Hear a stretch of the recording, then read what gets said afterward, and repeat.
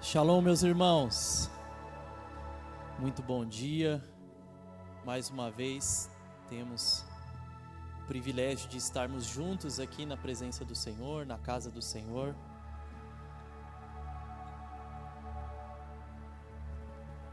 Nada se compara, né, a um culto presencial, por mais que os irmãos aí estão paliativamente nos acompanhando de suas casas. Certamente eles estão com muita vontade de estar aqui, porque quando a igreja se reúne para adorar o nome do Senhor, eu costumo dizer que é a reunião mais importante que acontece na face da terra. Nem uma reunião mais importante da ONU, nem o conselho mais importante dos poderes, nada é mais importante do que a reunião da igreja de Cristo.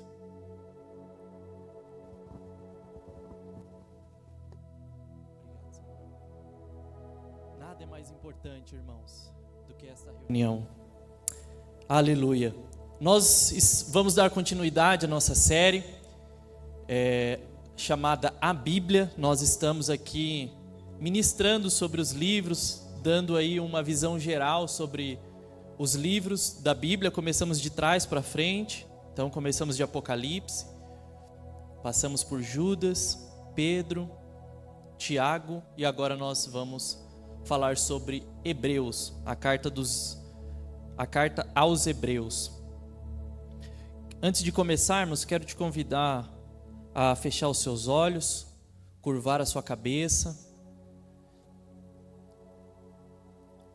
Senhor Deus, nós nos apresentamos diante da Tua presença essa manhã, Pai, com temor e tremor, Pai.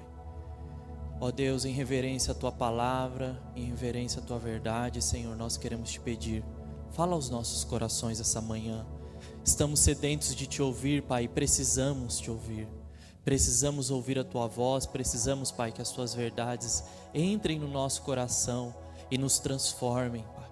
Ó Deus, nós te pedimos, abra os nossos olhos espirituais, abra os nossos ouvidos, Pai, para que possamos ouvir a Tua voz. Fala conosco essa manhã, Pai, em nome de Jesus. Amém. Eu vou ler um texto com vocês, mas antes, só para a gente contextualizar, a carta aos Hebreus, ela não tem um autor definido. Ela tem um autor, mas não é conhecido. Alguns estudiosos acreditam que foi Paulo, pela maneira que foi escrita, pela forma que foi escrita, né, indicando uma possibilidade de ser alguém que estava ali em Roma, mas não há uma convicção em relação a esse assunto, então não dá para saber exatamente quem foi que escreveu. Mas o contexto da carta é uma carta escrita aos hebreus, ou seja, aquele povo que foi chamado por Deus, os judeus, o povo hebreu é o povo separado por Deus, né? Hebreus, judeus. Por isso que Paulo fala, eu sou o hebreu dos hebreus, ou seja, eu sou a nata da nata, ele estava querendo dizer. Se tinha alguém que era escolhido, que estava ali na melhor linhagem, esse alguém era eu, Paulo estava querendo dizer. Então esse era o povo escolhido de Deus. Mas diante do contexto de perseguições e muitas tribulações que eles estavam passando logo no início da igreja, após a ascensão de Cristo, muitos começaram a duvidar, a ter problemas com isso, né? E a gente vê que isso é normal. João Batista, que foi quem abriu o caminho para o ministério de Jesus, um homem intrépido, pregava a palavra como ninguém, um homem muito cheio do Espírito. O próprio Jesus falou, né? Nascido de mãe, nenhum é maior do que ele. E o João Batista, ele duvidou de Jesus. Ele falou, vai lá, pergunta, ele mandou um mensageiro, pergunta se ele é o Messias mesmo. E ele quem anunciava a vinda de Jesus. Aí Jesus só respondeu, avisa ele lá que os cegos estão vendo, os paralíticos estão andando, que os milagres estão acontecendo, só avisa ele lá que isso está acontecendo só para lembrar ele. Então é comum para o homem que em situações de tribulação intensa, a nossa fé deu uma sacudida, né, irmãos? A gente pode até falar, não, eu amo a Deus apesar de tudo, mas a verdade é que, irmão, se Deus não nos segurar, a gente não para de pé, não. E essa carta foi escrita para os hebreus nesse contexto. Então, muitos deles já estavam de malas prontas para voltar para o judaísmo. Muitos deles falaram, não, isso aqui não dá não. Então muitos deles estavam voltando a outras a religião, né, do judaísmo, negando a Cristo, né? Não, esse não é o Messias, não é ele que a gente estava esperando. E então eles estavam nesse contexto. Então essa carta foi escrita para esses irmãos que estavam aí. Então nós vamos falar hoje, nós vamos ler o texto, que eu quero te convidar a encontrar aí na sua Bíblia, que está lá em Hebreus, no capítulo 1. Hebreus, no capítulo 1, nós vamos ler do versículo 2 ao 14. Tá facinho de achar Hebreus, irmãos, lá de trás para frente, Apocalipse, Judas, Pedro, Tiago e Hebreus. Hebreus capítulo 1, vamos ler do versículo 2 até o versículo 14, que diz assim: Mas nesses últimos dias falou-nos por meio do Filho, a quem constituiu herdeiro de todas as coisas, por meio de quem fez o universo. O Filho é resplendor da glória de Deus e a expressão exata do seu ser, sustentando todas as coisas por sua palavra poderosa. Depois de ter realizado a purificação dos pecados, ele se assentou à direita da majestade nas alturas, tornando-se tão superior aos anjos, quanto ao nome que herdou é superior ao deles. Pois qual dos anjos Deus alguma vez disse: Tu és meu filho, eu te gerei, e outra vez disse: Eu serei seu pai e será meu filho? E ainda, quando Deus introduz o primogênito no mundo, diz: Todos os anjos de Deus o adorem. Quanto aos anjos, ele diz: Ele faz dos seus anjos ventos e dos seus servos clarões reluzentes. Mas a respeito do Filho diz: O teu trono, ó Deus, subsiste para todo sempre. Cetro de equidade é o cetro do teu reino. Amas a justiça e odeia a iniquidade. Por isso, Deus, o teu Deus, escolheu-te entre teus companheiros, ungindo-te com óleo de alegria.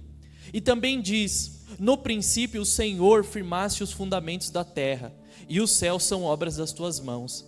Eles perecerão, mas tu permanecerás, envelhecerão como vestimentas, tu enrolarás como um manto, como roupas eles serão trocados, mas tu permanece o mesmo, e os teus dias jamais terão fim. A qual dos anjos Deus alguma vez disse: Senta-te à minha direita, até que eu faça os teus inimigos um estrado para os teus pés? Os anjos não são, todos eles, espíritos ministradores enviados para servir aqueles que hão de herdar a salvação? E finalizo aqui a leitura. Eu peguei esse texto aqui para a gente explorar, porque a carta de Hebreus, ela enfatiza muito sobre a soberania, a supremacia de Cristo.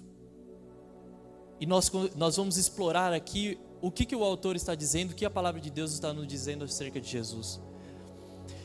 Nesse contexto, ele está colocando Jesus como supremo, acima de todas as coisas. Não somente como um profeta, não somente como alguém famoso, influente, não somente como um ser humano extraordinário, como alguém que produziu alguns milagres, mas aqui a verdade de Deus, que relata a carta dos Hebreus, fala da supremacia de Cristo. Algo muito interessante que eu imagino que muitos de vocês já saibam, mas para aqueles que não saibam, há um mistério na Trindade: Deus Pai, Deus Filho e Deus Espírito. 3 deuses em um só. 3 pessoas diferentes na mesma pessoa. O Deus Pai é o Filho, o Deus Filho é o Pai, e o Deus Espírito é o Filho e é o Pai também. E o Pai honra o Filho, e o Filho honra o Pai, e o Pai honra o Espírito honra o Filho. Os 3 são Deus, puramente Deus. E o que nós estamos vendo aqui é o texto destacando a supremacia de Cristo. Por quê, irmãos? Porque muitos estavam se desviando, duvidando da grandeza de Cristo. Talvez, ok, ele fez alguns milagres, mas se a gente for analisar, Elias também fez coisas incríveis. Moisés fez coisas incríveis. Eliseu, coisas incríveis. Tiveram outros profetas que fizeram coisas muito grandes também, que fizeram milagres, que foram conduzidos por Deus para fazer milagres. Josué, conduzido por Deus, fez coisas fantásticas. Talvez Jesus seja só mais um desse. E não vale a pena entregar minha vida. Eu vou morrer por conta de só mais um profeta? Então a carta aos Hebreus, ela vem para enfatizar a divindade de Cristo. Ele não foi uma pessoa comum. Ele não foi um ser humano. Era o próprio Deus encarnado. Era o Criador do universo, se sujeitando à morte. Você tem ideia da nossa fragilidade? O mundo está um caos, por conta de uma coisinha que a gente nem consegue ver. A gente chama até de um inimigo invisível. Mas não é invisível não, irmãos. Não, ele é invisível a olhos nus. Mas com o microscópio a gente consegue enxergar ele lá bem pequenininho. Causou uma devastação na humanidade. Olha só o nosso tamanho. Deus se fez desse tamanho, se sujeitou. Sabe quem era? O Criador de todas as coisas.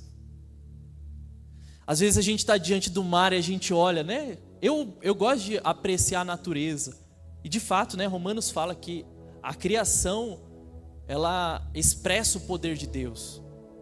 Ela demonstra o poder de Deus.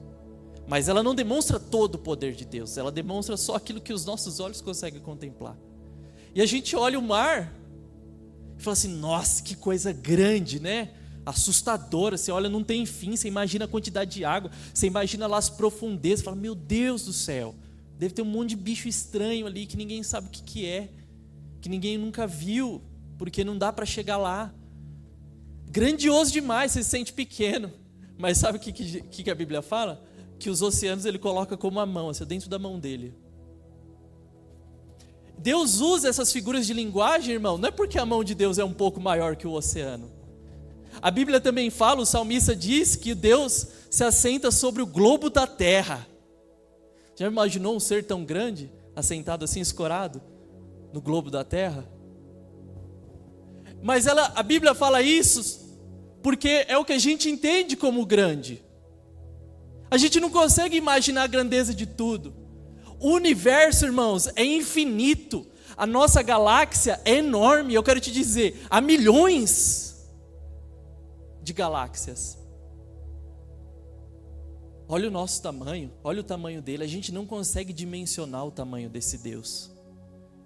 Mas esse Deus se fez homem, se fez carne, se sujeitou a isso. E nós vamos falar da supremacia desse Deus, encarnado em Cristo. O primeiro aspecto que ele fala, aqui na carta de Hebreus, lá no versículo 2, ele diz, eu quero ler só a parte A. Mas nesses últimos dias, falou-nos por meio do Filho. Sabe o que isso significa? Deus falava através dos profetas, Deus usava a boca dos profetas para falar.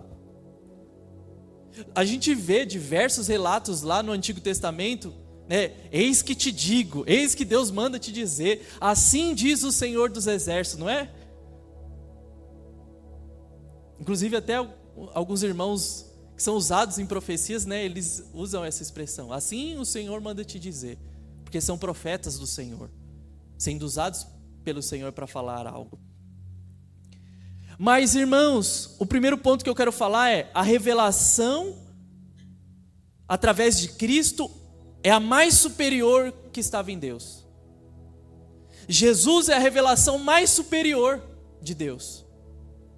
Você já pensou isso? Deus tem tanta coisa que a gente não compreende sobre Deus e sobre a grandeza de Deus e sobre como Deus trabalha, mas a verdade é que o segredo maior de Deus, a revelação maior sobre Deus, nos foi dada. Ah, Diego, quer dizer então que agora eu conheço tudo sobre Deus? Não, não conhece, porque a nossa mente é incapaz de assimilar a grandeza do Senhor. Mas o que ele está querendo dizer é, Deus ele não estava mais usando a boca de um homem para falar sobre ele ou acerca das coisas dele. Sabe o que Jesus falou? Você quer ver o Pai? Olha para mim. Quem vê a mim vê ao Pai. Você está diante da manifestação da pessoa de Deus diante de você. É o Deus Emanuel, o Deus conosco, habitando entre homens. Esse é o Cristo. Então, esse primeiro ponto é: Deus revelou a sua verdade, os seus desígnios, o seu propósito, as suas intenções, os seus desejos, todo o seu plano, através da pessoa de Cristo. Então, se eu quero descobrir o coração de Deus, eu preciso olhar para Cristo, eu preciso me entregar a Cristo, eu preciso buscar a Jesus. Ele diz: eu sou o caminho, a verdade e a vida. Ninguém vem ao Pai a não ser por mim. Somente através dele, ele é a revelação exata da pessoa de Deus. E você já parou? Eu fico pensando, irmãos, às vezes a gente conversa com um homem de Deus, com uma pessoa cheia de Deus, e a pessoa pode te falar qualquer coisa simples. E você pensa: o que essa pessoa vai me falar? Tem um conteúdo de verdade extremamente denso, que pode transformar a minha vida. Pensa, você conversar com a pessoa que você mais admira na sua vida. Um homem de Deus assim, talvez esteja próximo de você, talvez não, mas tem aquele que, sabe, talvez algum pregador que você conheça. Mas irmãos, imagina você ouvir uma palavra de Jesus, até um bom dia, deve ser: caramba, ele falou bom dia, tem alguma coisa aí que vai transformar a minha vida. Imagina ouvir um ensinamento direto da boca de Deus. É fantástico, né? Mas eu quero te dizer, esse ensinamento está completo dentro da palavra. Está dentro da Bíblia. Quando nós abrimos a Bíblia, é Deus purinho e sem mistura, falando com o homem. Não tem nada a mais e nem nada que está faltando. A revelação completa já nos foi dada. O segundo ponto que eu quero falar com vocês é que Jesus, ele é o herdeiro de todas as coisas. Lá na parte B, ainda no versículo 2, diz assim: a quem constituiu herdeiro de todas as coisas, por meio de quem fez o universo. Qual que é a herança de Cristo? Eu duvido você adivinhar. O pastor acertou, lógico que o pastor ia acertar. Olha para o irmão do lado aí, só dá uma olhadinha rápida para você não perder a atenção. É esse irmão aí, é a igreja, é a herança dele. Nós somos a herança de Cristo. Deus prometeu algo para Jesus. Deus fez uma promessa a Jesus. Sabe quando o pai promete um presente? Se você se comportar, lá no final do ano eu vou te dar um presente que você vai surpreender. Claro que Deus não fez assim com Jesus, né? Mas ele teve que se comportar. A Bíblia fala que ele teve que obedecer, que ele se submeteu à obediência para alcançar aquilo que Deus tinha reservado para ele. Mas nós somos a herança de Cristo. Nós somos o presente de Deus para Cristo. O que ele falou? Aqueles que o Senhor me deu, eu não perdi nenhum, o Senhor me deu, são meus, são as minhas ovelhas. O Senhor me deu e ao mesmo tempo eu comprei com o meu sangue. Irmãos, o que a gente faz aqui não é uma brincadeira não.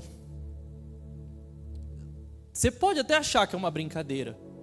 Você pode vir aqui de domingo de uma maneira indiferente, você pode fazer parte da comunidade evangélica, você pode fazer várias coisas, mas eu quero te dizer, isso aqui é a coisa mais importante para Jesus. Você pode visitar o túmulo de qualquer pessoa na história, exceto de Jesus, porque o corpo dele não está aqui. O corpo físico dele foi levado no céu, é o único corpo. É o único corpo humano que existe no céu, é o dele. Mas se você quiser encontrar o corpo dele aqui, você vai precisar encontrar uma igreja. Tem valor ou não tem? Isso aqui é o bem mais precioso. Isso aqui é a herança de Cristo. Então, se tem valor para ele, tem para mim também, porque eu o amo. E eu posso ser perseguido por amar demais aquilo que Deus ama. Mas eu não me importo, porque é o que o meu amado ama. Se o meu amado ama isso, se ele se entregou por isso, eu também vou me entregar por isso. Eu não posso dar menos que a minha vida toda por isso, porque ele não deu menos que a vida dele. Ele era um Deus e eu não sou nada. Mas o nada que eu sou, eu entrego para ele, e ele produz alguma coisa boa em cima disso. Nós somos a herança dele. Olha o que diz lá em Isaías, capítulo 53, versículos 9 ao 12. Foi-lhe dado um túmulo com os ímpios, e os ricos em sua morte, embora não tivesse cometido qualquer violência, nem houvesse qualquer mentira em sua boca. Contudo, foi da vontade do Senhor esmagá-lo e fazê-lo sofrer. E embora o Senhor faça da vida dele uma oferta pela culpa, ele verá a sua prole e prolongará os seus dias, e a vontade do Senhor prosperará em sua mão. Depois do sofrimento da sua alma, ele verá a luz e ficará satisfeito. Pelo seu conhecimento, meu servo justo justificará a muitos e levará a iniquidade deles. Por isso eu lhe darei uma porção entre os grandes, ele dividirá os despojos com os fortes, porquanto ele derramou a sua vida até a morte, e foi contado entre os transgressores, pois ele carregou o pecado de muitos, e intercedeu pelos transgressores. Em outras versões nós podemos ver aqui: e tu verás o fruto do teu penoso trabalho e se alegrará. Nessa versão diz: depois do sofrimento da tua alma, ele verá a luz e ficará satisfeito. Sabe o que é? Jesus sofreu, ele foi levado à extrema angústia. Não existe ninguém no mundo, por mais história catastrófica que exista, por mais desastre que tenha na vida dessa pessoa, por mais angústia, ninguém sofreu mais que Jesus. Ninguém foi mais esmagado por Deus do que o seu próprio filho. Mas ele fez isso por um motivo: por conta da herança. E a Bíblia diz: e tu verás o fruto do teu penoso trabalho e se alegrará. Deus contempla a reunião da sua igreja. Por isso que eu falo que é a mais importante, irmãos. Deus olha isso aqui, ele lembra do sacrifício na cruz. Ele pode olhar para a cruz, para os momentos de angústia, para as feridas, para as cicatrizes que foram abertas em seu corpo físico, lembrar daquele momento de angústia que ele passou e dizer: valeu a pena, essa é a minha herança, essa é a minha igreja. Jesus fala que uma mulher, quando vai dar à luz, ela sente muitas dores, mas logo depois aquela dor ela é minimizada, ela desaparece por conta da alegria da criança e do seu filho que nasceu. Ele está falando: eu posso até sofrer agora, mas quando eu ver aquilo que a minha dor produziu, aquilo que a minha entrega produziu, eu vou ficar feliz. Então Deus olha para a sua igreja feliz. Se Ele olha feliz, eu também olho feliz, porque são as obras da mão dEle, e eu fico feliz com isso. O terceiro ponto que nós vamos falar, irmãos, é que Jesus, então primeiro, Ele é a revelação suprema de Deus. Não existe nada maior do que Ele, não vai vir, não vai acontecer. Lá no Apocalipse não vai acontecer uma coisa maior do que já aconteceu. Só vai ser a segunda vinda dEle, o retorno. Vai ser a parte 2 do filme, sabe? Mas a primeira já teve, Ele já veio, já foi revelado. Então ele é a revelação suprema. E Jesus Cristo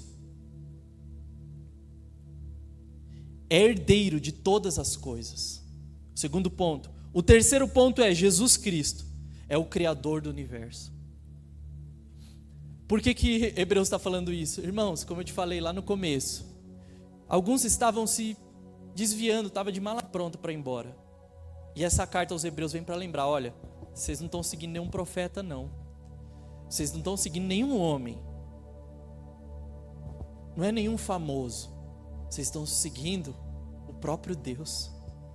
E ele destaca a supremacia de Cristo.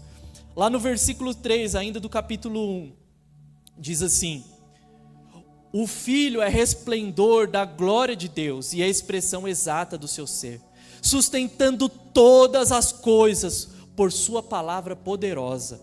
Depois de ter realizado a purificação de pecados, ele assentou à direita da majestade nas alturas. Jesus é o Criador de todas as coisas. Foi Ele quem fez o universo. Foi o próprio Jesus. É uma obra das mãos dele. Ele não pode ser comparado a um profeta. Ele não pode ser comparado a um homem. Ele não pode ser comparado a um anjo. Ele não pode ser comparado a um ser celestial, ou alguém que tem poder simplesmente. Ele é o Criador de tudo. Tudo. Tudo que você puder imaginar e não puder imaginar, foi Ele quem fez. Lá no livro de João, capítulo 1, versículos 1 ao 5. Se tiver com sua Bíblia, acompanha aí que a gente vai. Já deixe sua Bíblia aberta aí no celular, para você acompanhar comigo. João, capítulo 1, versículos 1 ao 5. No princípio, era aquele que é a palavra, e ele estava com Deus, e era Deus. Ele estava com Deus no princípio. Todas as coisas foram feitas por intermédio dele. Sem ele, nada do que existe teria sido feito. Nele estava a vida, e esta era a luz dos homens. A luz brilha nas trevas, e as trevas não a derrotam. Esse é Jesus. Ele é supremo, Ele é grande, Ele é poderoso. Nós devemos temer esse nome. Nós devemos reverenciar esse nome. Ninguém criou Jesus, ninguém formou Jesus. Ele existe nele mesmo. Ele é autoexistente. Ele é eterno. Sabe o que significa que ele é eterno? Você deve pensar, não, que não tem fim. Não, o que não tem fim é infinito. Eterno é o que não teve começo e também não tem fim. Ele é imutável, ele não muda. O mesmo Deus que operou todos os milagres que nós podemos ler na Bíblia, é o mesmo Deus que está aqui. É o mesmo Deus que lá, quando nós vemos que não existia nada, e o Espírito de Deus pairava sobre a face do abismo, é o mesmo Deus poderoso. Ele é onipotente, Ele tem poder sobre todas as coisas. Não existe nada que não possa obedecer o Senhor. Não existe nada que não esteja debaixo dos seus pés. Nada. Ele é onipresente, Ele está em todos os lugares. É impossível se esconder de Deus. E Ele é onisciente. Ele sabe de todas as coisas. Esse é Jesus, irmãos. Ele é um ser supremo. Ele é digno de toda adoração, de todo louvor, de toda honra e de toda glória. Feche seus olhos por um minuto. Oh, irmãos, é impossível falar de Jesus sem adorá-lo.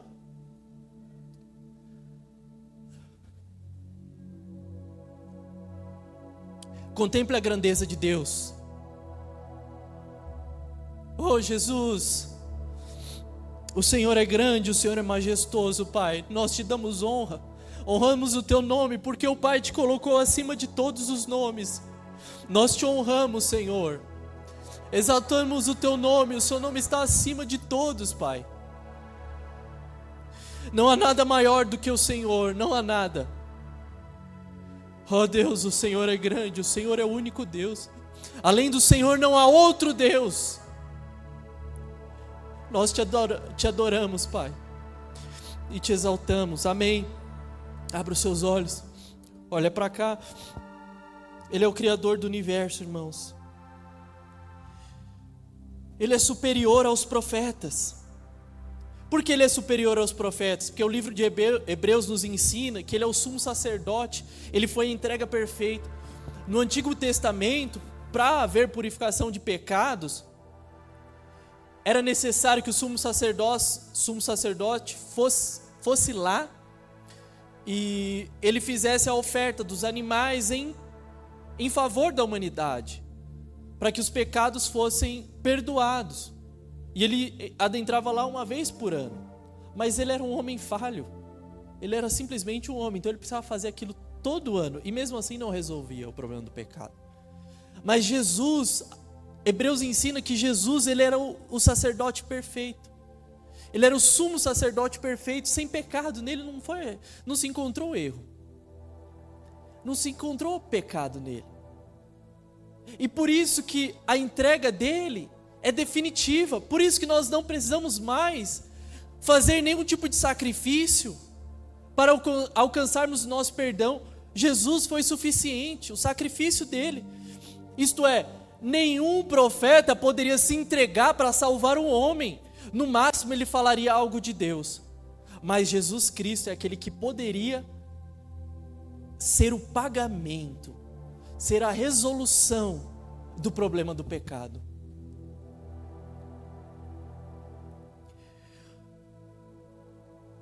Lá no capítulo 7, versículos 20 ao 22, diz assim: Isso não aconteceu sem juramento. Outros se tornaram sacerdotes sem qualquer juramento, mas ele se tornou sacerdote com juramento, quando Deus lhe disse: O Senhor jurou e não se arrependerá.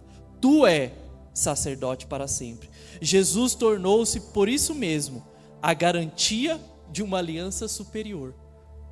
O homem precisa jurar por algo superior, mas o homem não teria como ele fazer um juramento pelos seus pecados. O que o homem poderia oferecer de superior a si mesmo? Nada. Então a Bíblia diz que Jesus é colocado como a garantia. E a Bíblia diz que Deus, não encontrando ninguém superior, jurou por si mesmo. Porque não existe ninguém maior do que Deus. Então Deus falava assim: eu vou perdoar a humanidade, e o meu compromisso com isso, eu juro por tal coisa, maior do que eu. Olha, tá vendo? Essa é a garantia. Algo maior. Sabe quando você vai oferecer uma garantia? Você vai alugar uma casa, por exemplo. Eles pedem um seguro garantia, uma garantia, ou pedem que, você então vai ter que... eu esqueci o nome, como é que fala? Um fiador. O que ele está querendo? É alguém que tem mais dinheiro que você, para se você não pagar, ele vai pagar ou eu vou tomar alguma coisa dele. Então Deus não poderia encontrar algo maior do que ele mesmo. Então ele mesmo se colocou como garantia. E ele diz: eu não minto, eu não posso mentir. Então se eu me coloquei como garantia, não tem como eu voltar atrás. Por isso que a Bíblia diz que ele já não se lembra mais dos nossos pecados, porque ele jurou pelo próprio nome. Então ele é superior aos profetas por isso. Ele é superior aos anjos. O quinto ponto, lá no capítulo 1, versículos 4 ao 7. Tornando-se tão superior aos anjos, quanto o nome que herdou é superior ao deles. Pois a qual dos anjos Deus alguma vez disse: Tu és meu filho, eu te gerei? E outra vez: Eu serei seu pai e ele será meu filho? Ainda quando Deus introduz o primogênito no mundo, diz: Todos os anjos de Deus o adorem. Quanto aos anjos, ele diz: Ele o faz dos seus anjos ventos e dos seus servos clarões reluzentes. Ele está falando, Jesus, ele não é comparado aos anjos. Jesus é muito maior do que os anjos. Os anjos adoram a Jesus. Porque, inclusive, tem muitas religiões que adoram anjos, que acham uma coisa fantástica, e realmente, para a gente que é pequeno, não precisa de muita coisa para se impressionar. Mas claro que os anjos são seres celestiais, são poderosos, são seres bonitos. Imagina, nunca vi um anjo, mas imagino que seja alguma coisa muito gloriosa. Mas esses anjos, eles se submetem a Cristo. E Deus está dizendo aqui: olha, vocês estão falando de anjo, mas esses anjos aí adoram ao meu filho. Eu não chamei os anjos de filho. Eu não gerei. Que anjo me chama de pai? Nenhum. Eu só tenho um filho. E os anjos o adoram. E esses anjos, ele faz como o vento, ou seja, ele manda para qualquer lugar. E ele faz como labaredas de fogo, ele demonstra seu poder através dos anjos. Os anjos estão servindo Jesus. Jesus fala, vai aqui, vai ali, faz aqui, faz acolá. São servos de Jesus. Eles se submetem a Jesus. E o último ponto que eu quero falar com vocês, para a gente finalizar, Jesus, ele é honrado pelo Pai. Lá no capítulo 1 que nós estamos vendo, versículos 8 e 9. Mas a respeito do Filho ele diz, o trono, ó Deus, subsiste para todo sempre, cetro de equidade e cetro do teu reino. Amas a justiça e odeia a iniquidade. Por isso, o teu Deus te escolheu entre os teus companheiros, ungindo-te com óleo de alegria. Isso aqui é o Pai falando do Filho. O teu trono, ó Deus, subsiste para todo sempre. Deus está chamando Jesus de Deus. Olha essa coisa fantástica. Olha a honra que Deus coloca sobre Jesus. O teu trono, ó Deus, subsiste para sempre. Cetro de equidade é o cetro do teu reino. Amas a justiça e odeia a iniquidade. Por isso, Deus, o teu Deus, escolheu-te entre os teus companheiros, ungindo-te de alegria. Filipenses capítulo 2, versículos 9 a 11, diz assim: por isso Deus o exaltou à mais alta posição, e lhes deu o nome que está acima de todo nome, para que ao nome de Jesus todo joelho no céu, na terra e debaixo da terra, e toda língua confesse que Jesus Cristo é o Senhor, para a glória de Deus Pai. Quero chamar a banda aqui para a gente encerrar.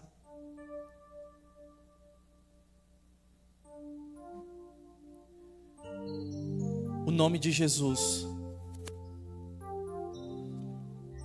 foi exaltado pelo Pai na mais alta posição. Não existe nenhum nome que esteja maior do que o dele. Quero te convidar a se colocar de pé.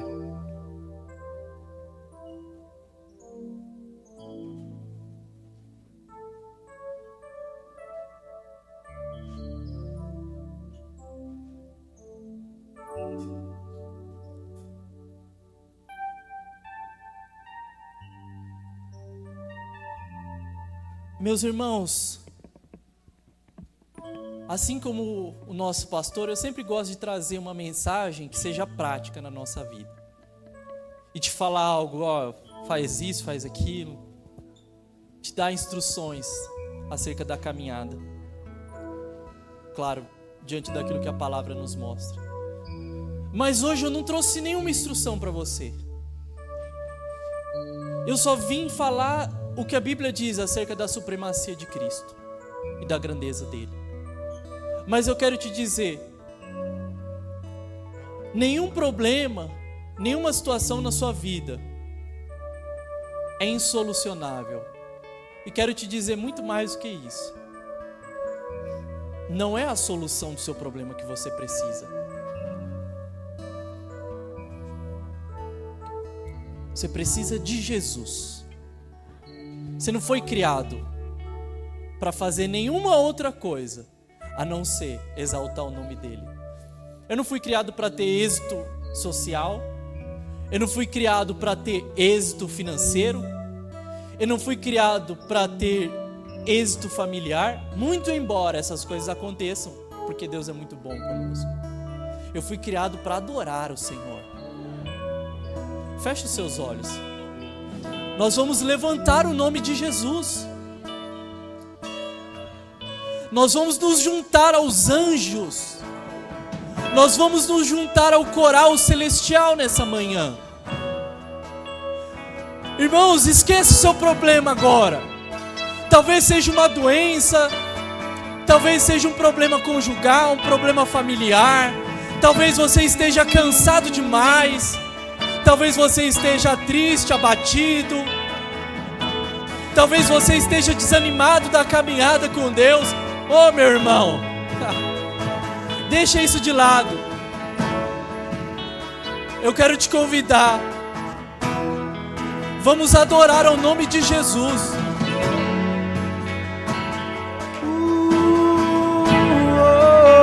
a morte venceste, o vento rompeste, a tumba vazia agora está, e o céu te adora, proclama sua glória, pois ressuscitaste e vivo está. Diga isso conosco.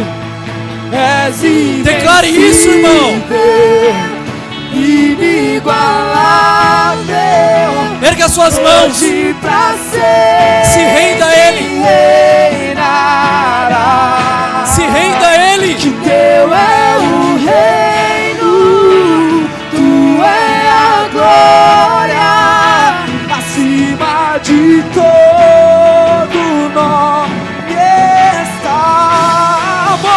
A morte venceste, o vento rompeste, a tumba vazia agora está. E os filhos te adoram, te adora, proclama sua glória, pois ressuscitaste e vivo está. És invencível, és invencível, inigualável, hoje pra sempre reinarás. Que teu é o reino, tu é a glória, acima de todo. Mais uma vez, mais forte agora, a morte venceu-se, o vento, a tumba vazia agora está.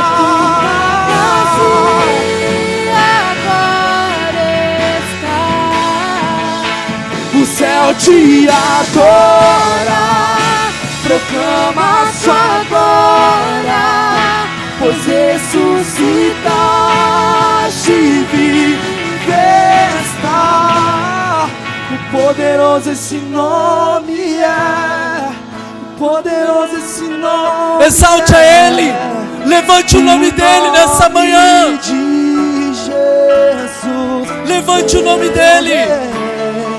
O poderoso esse nome é, mais forte que tudo é. O poderoso esse nome é, o nome de Jesus. Pra finalizar, cante comigo. O poderoso esse nome é, o nome de Jesus. Oh Jesus, nós exaltamos o Teu nome, Pai. Nós somos a Tua igreja, nós somos a Tua herança, somos fruto do Teu penoso trabalho. Pai, a igreja reconhece a Tua grandeza. Nós reconhecemos a Tua voz. Nós levantamos o Teu nome, Pai. Deus, nós levantamos o Teu nome, Pai. Oh Deus,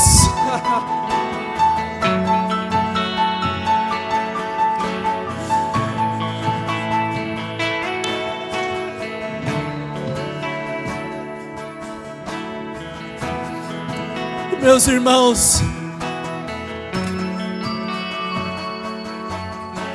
que a manifestação do poder de Cristo através da Tua palavra recaia sobre a sua vida nesta manhã.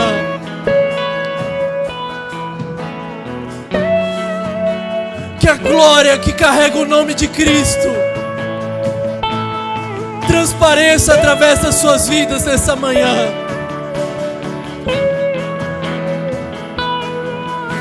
Que o brilho de Cristo resplandeça no seu rosto e na sua vida. Que a sua vida seja usada para levantar o nome de Jesus. Que as suas dificuldades, que os seus problemas, que o seu sofrimento, que a sua adversidade, levante o nome de Cristo. Que a sua pequenez seja como uma prateleira para que o nome dele seja levantado. Deus, nós fazemos parte do teu coral que adora o teu nome. Esse é o nosso propósito, essa é a nossa vida. Te exaltamos e te adoramos. Aleluia. Coloque a sua mão em posição de receber. Que você tenha um domingo na presença de Deus, repleto da presença de Jesus. Uma semana fantástica. Que o amor de Deus venha sobre a sua vida. Que as comunhões, as consolações do Espírito estejam sobre vocês. Em nome de Jesus. Aplauda o nome dele.